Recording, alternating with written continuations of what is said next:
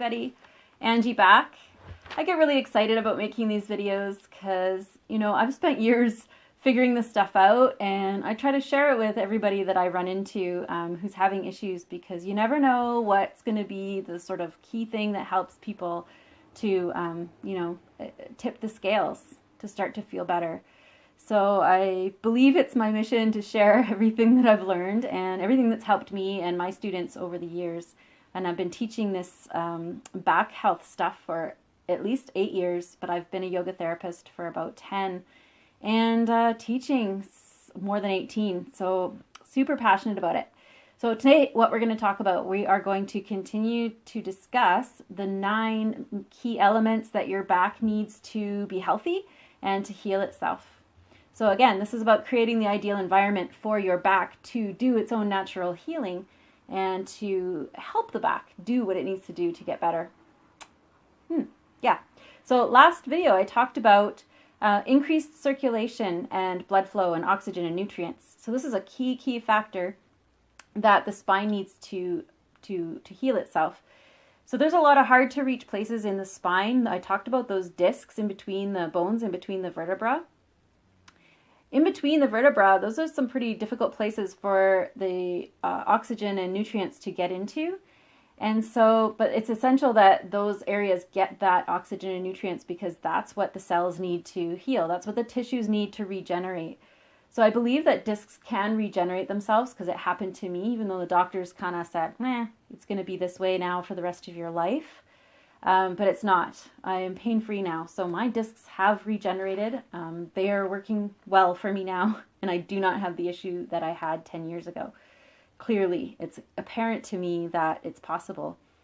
So what the spine needs, though, is it needs the oxygen, the blood flow, the circulation that carries the blood, that carries the oxygen, that carries the nutrients and the proteins that the cells need to heal itself. So this is a super key factor that is important. So movement is key. I had what are they called? Chiropractors say to me one time, motion is lotion. I love that saying, motion is lotion, meaning movement creates lubrication in spinal fluid. It creates lubrication in the joints, right? So things are moving smoothly the way they're designed to move. The other thing I talked about was inflammation, and I want to talk a little bit more about inflammation. Here's some of the things you can do to reduce inflammation. And you might not like me for telling you this, because they might be some of your favorite things on this list. They're some of my favorite things on this list. But it's an experiment. Think about all of these things and think about implementing them for, say, a 2-week period as a test. Be the scientist. Run an experiment and just try it, knowing that you can tell yourself, oh, I can go back to eating these things or doing these things. But you could treat it as like an anti-inflammation experiment, right? So often doctors will give you anti-inflammatory drugs, but my theory is, why not remove all of the elements that are causing the inflammation that we possibly can, and also do other things that help to lower inflammation as well.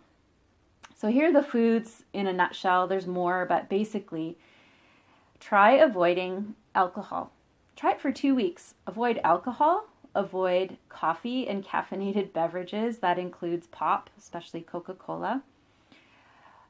Remove nightshade vegetables. So potatoes, tomatoes, eggplants, peppers, that sort of thing. Try taking those out. Sugar can be very inflammatory, so sugar is one that you can take out as well.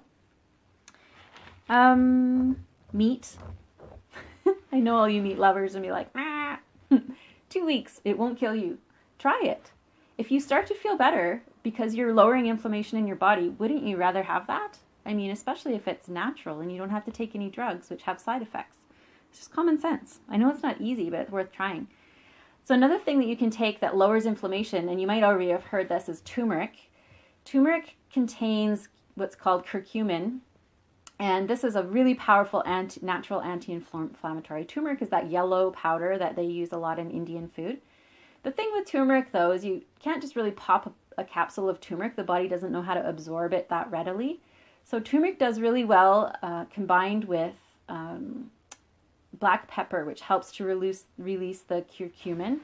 It also does really well combined with things like ginger, cinnamon, and even to put it in a food stuff like with coconut oil and honey. So taking turmeric on its own, I mean, it's great to put it in your food. If you're cooking Indian food, it's great. It's already going to have, you know, peppers in there, and it's going to have ginger in there, and maybe even cinnamon or different spices that will help to work with the turmeric to make it absorbable. Absorbable, is that a word? To your body. Turmeric is great. You can take it internally. And I also have a really great recipe for topical turmeric paste with mustard oil and a couple of other things that you rub on the body. And I used to use that on my back, rubbing it in, and that helped a lot actually to reduce inflammation. And we use it for pain on all of our joints. Like when one of us has an ache or pain in the house, we just start rubbing that oil on. We do it for 2 or 3 days, whether it's the knees, whatever. There's so many things you can do. So that's a really excellent one, turmeric. Also, chanting. I know you might be like, chanting? What? No, but chanting tones the vagus nerve. Even singing. Singing works too. Deep breathing. These are things that help to lower your inflammation in your body. Infrared sauna is a really good one.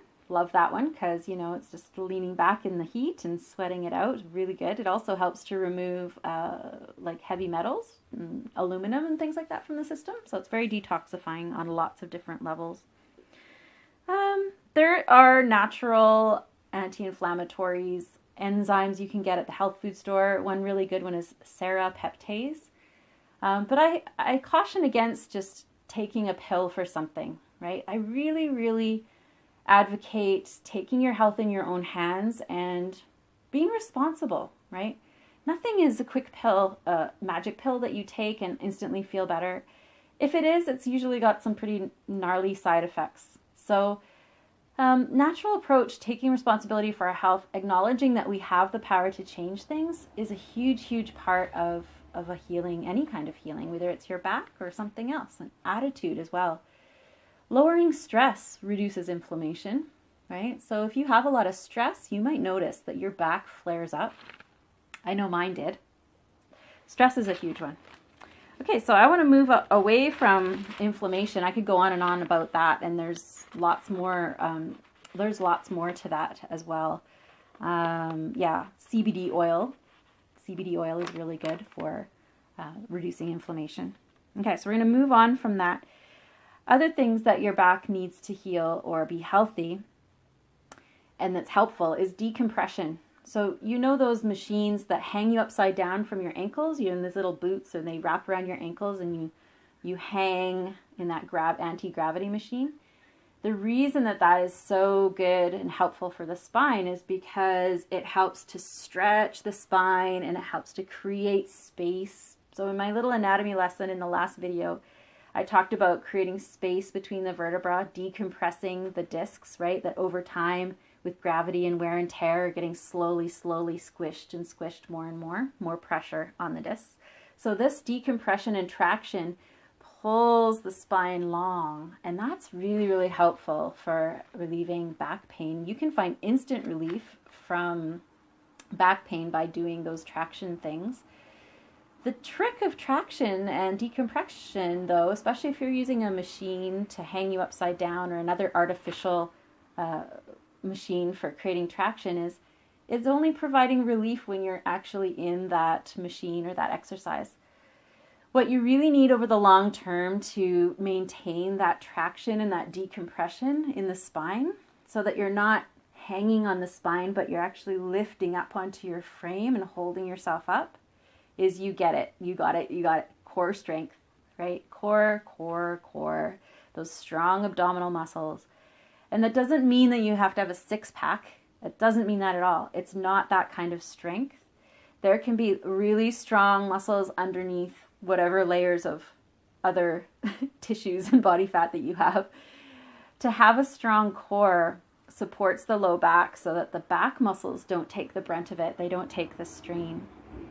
Core strength helps you to hold yourself up on your frame. That's why you hear it like a mantra everywhere. Core strength, core strength, core strength.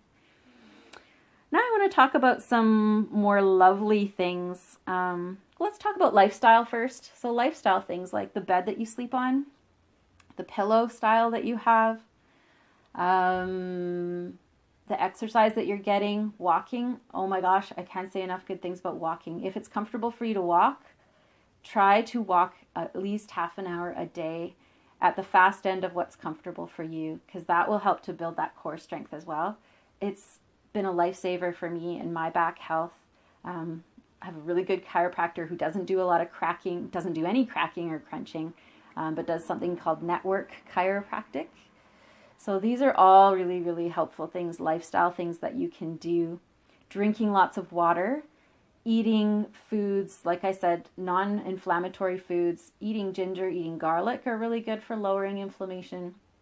Eating foods that are warm, nutritious, like soups and stews. These kinds of foods are actually nourishing for the pain body, as opposed to like crackers and salads, which tend to exacerbate. And that falls more into the Ayurvedic category, and I'll get into that later.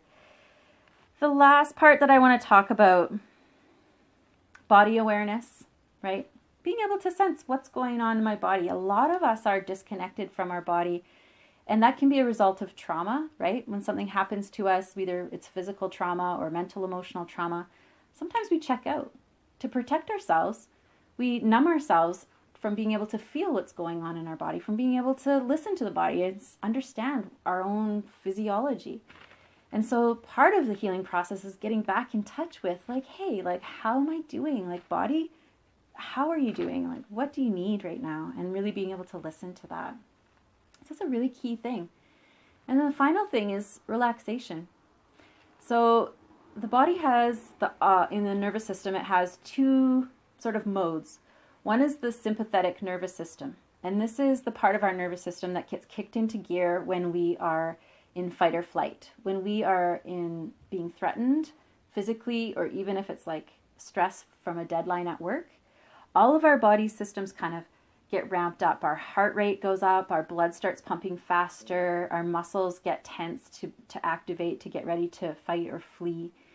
So all of these physiological responses turn off the body's natural healing, resting, and restoring mode. It turns off our digestion. That's why when you're stressed or you have a high emotional state, sometimes you lose your appetite.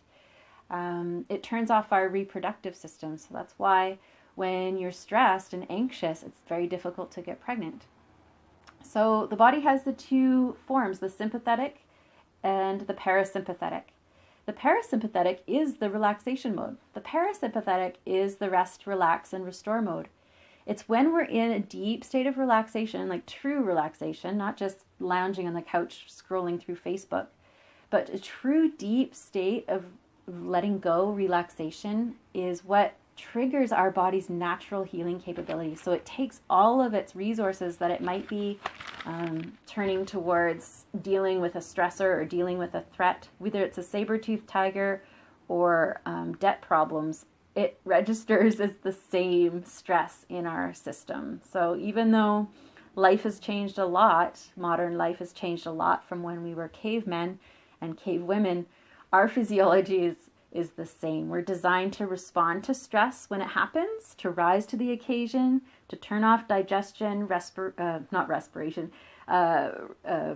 reproduction, and restoration, and to deal with the stress. And then it's designed to actually go back to its natural state of rest, to again repair, regenerate, to digest, to grow new tissues, to repair the heart, to rest the nervous system. The body's designed to do this. So healing requires an ability to let go and relax deeply into this parasympathetic nervous system state. It's an essential piece for any kind of healing, not just physical healing, but also mental, emotional healing. All right, so thank you for spending this time. I hope that wasn't too much information for you, but it's pretty interesting. I find fascinating stuff. Next video, we're going to talk about exactly what 7 key things or factors, exactly 7 key factors you need to help the back heal. And this involves different kinds of stretches, different kinds of hip stretches, different kinds of core exercises. I've nailed it down in my system to about 7 basic things. So I'm going to share that with you in my next free video. Well, thank you so much. And I really appreciate the time that you're taking to educate and inform yourself about what's going on in your low back. Thanks, and we'll talk to you soon.